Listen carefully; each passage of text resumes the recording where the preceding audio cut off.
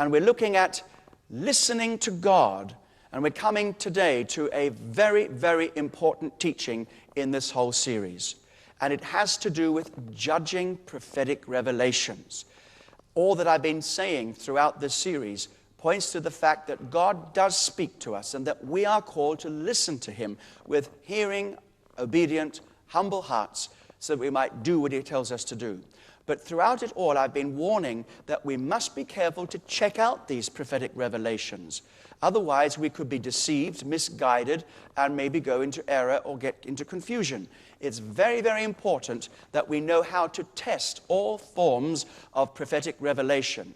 So we have to say to ourselves, how do we know that what we're listening to is God? Or whether it's our own imagination, something coming from our own heart, our own mind, or our own human personality. Or worse still, whether that is coming from the enemy, whether it's something that the devil is doing. Now, I don't want to give you too many alarms, because the truth is the Holy Spirit is more powerful than any demonic spirit. The Holy Spirit's more powerful than your own human spirit. And if you are truly ready and humble and meek before the presence of the Lord, saying, Lord, here I am, I really want you to speak to me. And if you are truly open to the voice of God, you will hear His voice, and that voice will crowd out every other voice. It will silence the voice of your own heart and spirit, and you'll hear God's voice instead. It will silence every demonic voice, and you will hear God's voice. But you do need to know the importance of judging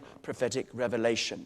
I'd like you to turn to the book of Hebrews, chapter 1, and in the first 2 verses, we read, God, who at various times and in various ways spoke in time past to the fathers by the prophets, has in these last days spoken to us by His Son, whom He has appointed heir of all things, through whom also He made the world.